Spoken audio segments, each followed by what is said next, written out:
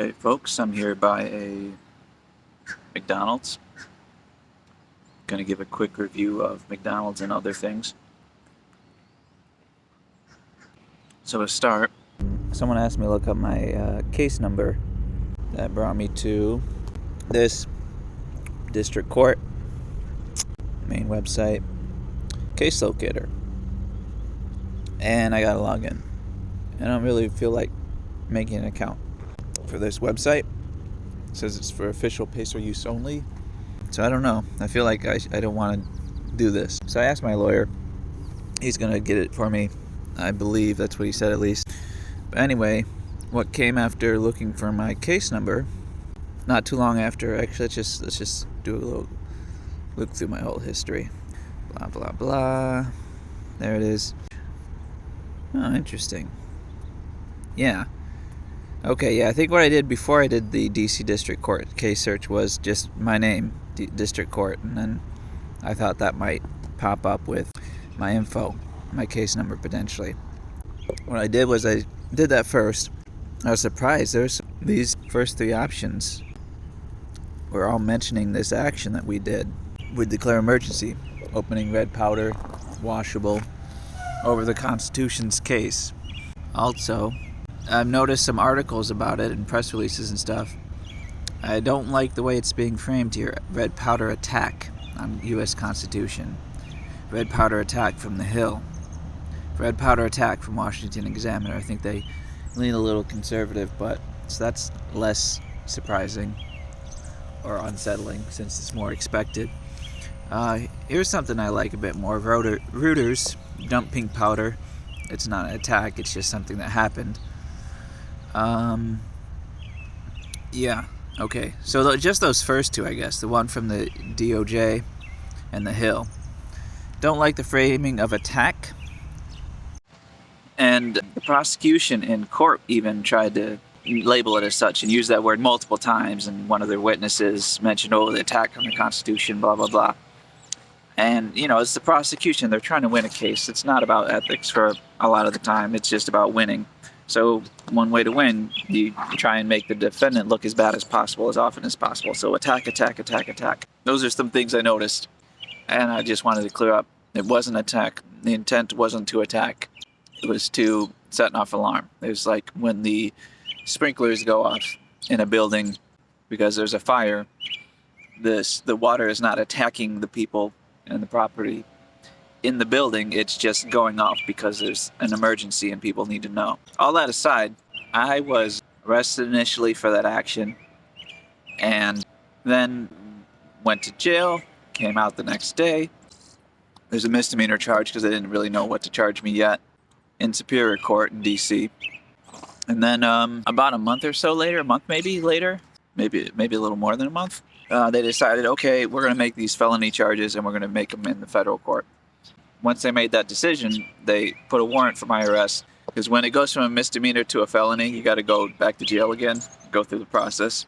So yeah, this now went from a misdemeanor to a felony. So they put a warrant for my arrest. They didn't let me know about that, which is unfortunate. So then I was like, I think they did it Friday, and then wasn't until like Thursday that next week that I was arrested because, what was it?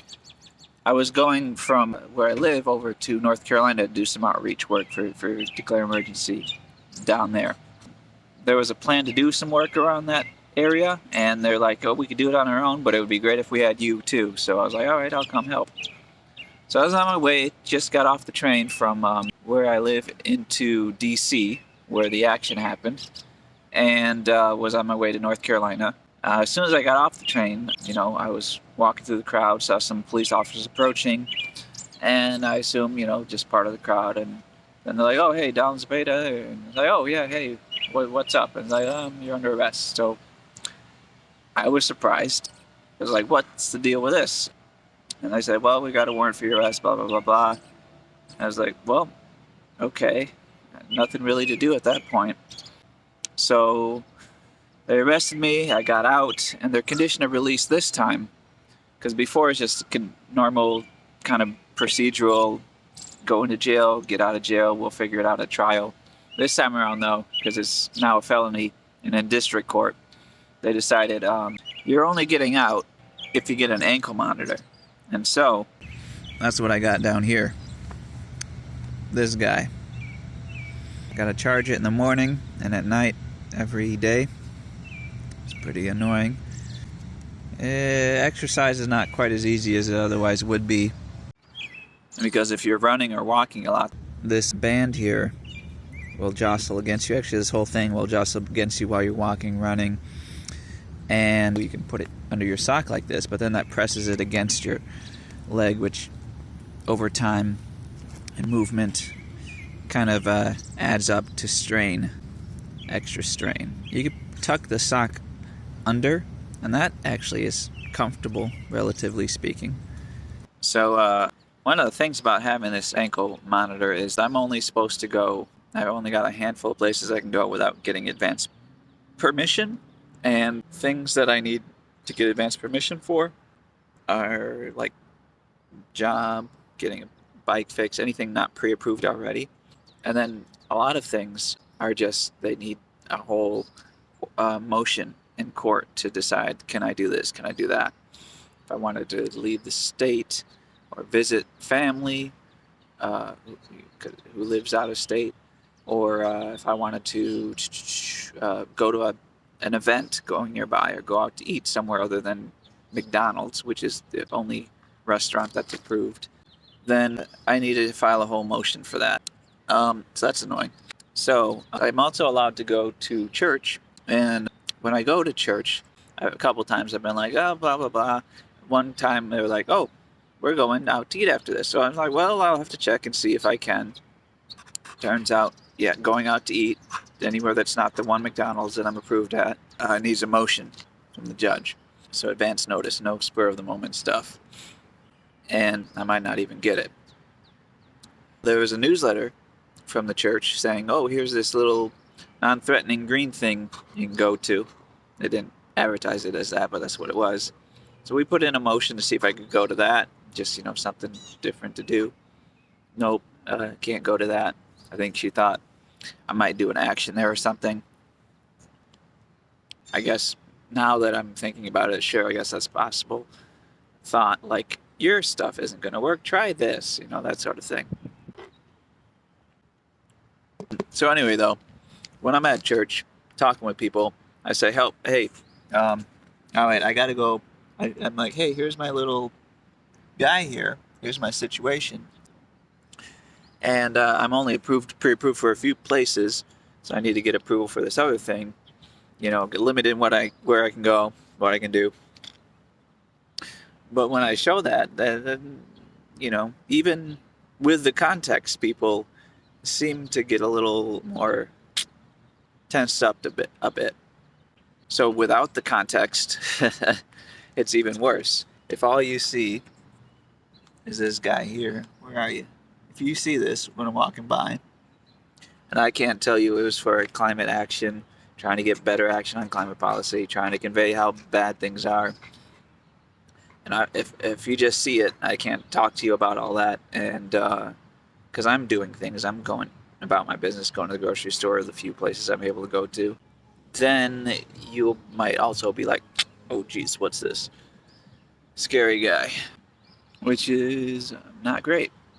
Yeah, geez, I was originally going to talk about McDonald's, so I could take this conversation in so many directions at this point. Let's go back to McDonald's, since it's one of the places on my list.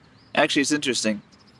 One of the few places I could go to, and right after I got that, like right around the time when I got that approval, I was just had stopped going to McDonald's. I used to go a bunch when I was on the road in Florida, working on the campaign down there. The Walk With Nick campaign with Extinction Rebellion America. Pretty good stuff. I don't think they have a web presence anymore, but they made a little impact there and touched some people's lives and all that, and helped lay the foundation and the next, proceedings. It was a preceding thing for the declare emergency, among other things. So anyway, I'm in Florida, Walk With Nick campaign.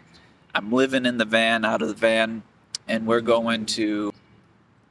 I don't really have time to talk about this, I feel. Don't want to take up too much of your time per day, per video. I will note this isn't vegan. Whoops, apologies. So when I do talk more about McDonald's, keep that in mind. Nothing there is vegan. And so, yeah, it's not a bad idea to not go there. Well, anyway, like I said, we're running over time. Let's call it here, and we'll see you in a future video. Ciao.